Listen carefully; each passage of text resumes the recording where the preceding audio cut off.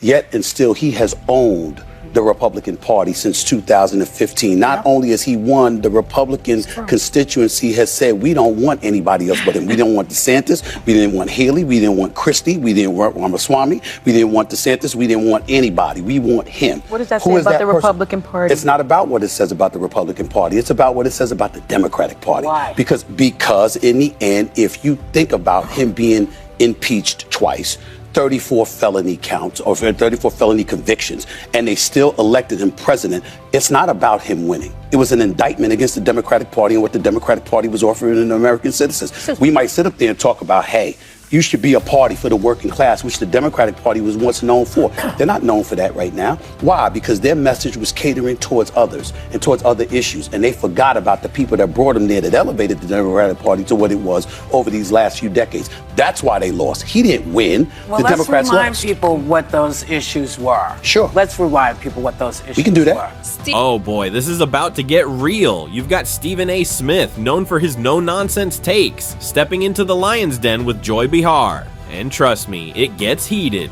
But before we dive in, smash that like button and hit subscribe because we keep it raw, unfiltered, and straight to the point. Did you do it? Great, now let's get into it. Making sure that families had what they need, SNAP, making sure stuff is there, making sure that the America that we all grew up in, where you could come and be whoever you were supposed to be or want to be, you still have that right. All these things are the things that the Democrats have always said. But now we have a guy who says, yeah, you know, I'm going to bring down the price of eggs, but first I'm going to cut all these jobs, and I'm not going to see why they need to be cut. I'm just going to cut them.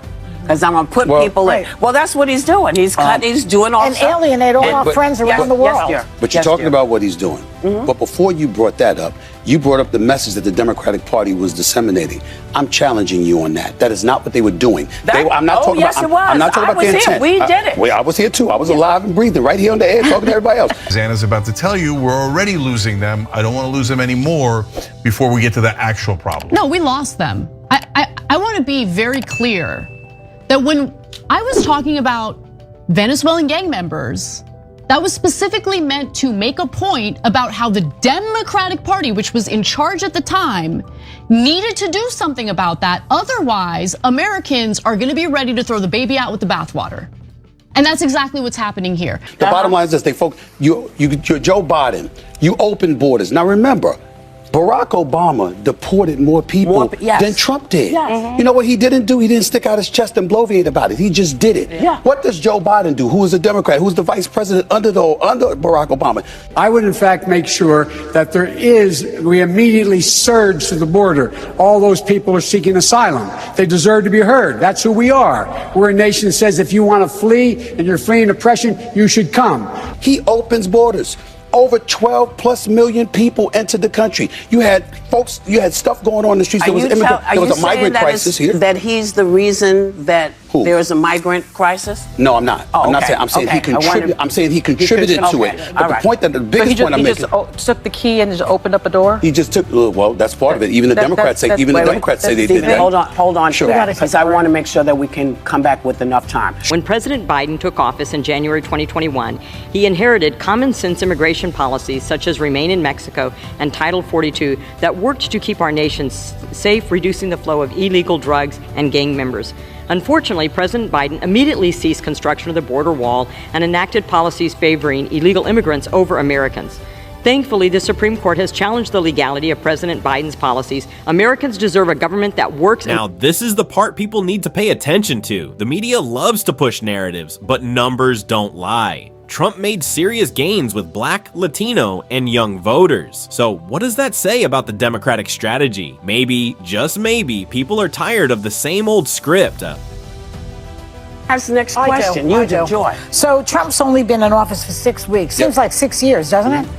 And he's been going around with his cronies touting his so-called landslide and blowout win. But he won the popular vote by 1.5%, one of the smallest ever, and he won the general election by less than 50%. So what kind of mandate is this really? Well, it is a mandate, and I'm going to explain why. And I don't mind the question, but let me be very clear. I'm no supporter of Trump. I'm a supporter of truth and the facts. And here's the facts. The man won every swing state. That's a mandate. He increased in terms of his voter turnout in his favor from the standpoint of blacks, Latinos, and young voters. He increased his numbers in that regard from 2020. 89% of the counties shifted to the right. That's a mandate. We can sit up there and play around all we want to. In 2020, Trump didn't win the popular vote. He didn't win the electoral college vote. A matter of fact, the Republicans hadn't won the popular vote, if I remember correctly, since 2004. But they did this year.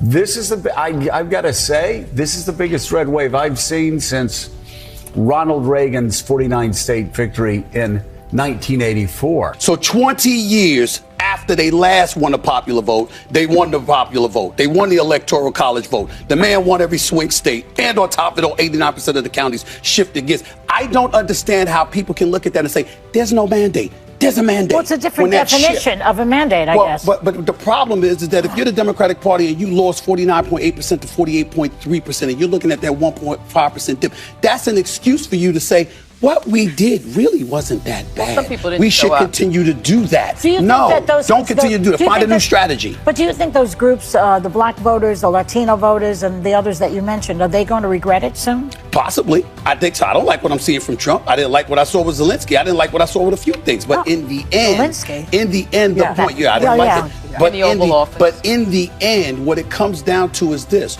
The American people, in their eyes, it wasn't about... All right, this debate was wild. But now, want to hear from you. Do you think Stephen A. made valid points, or was Joy Behar onto something?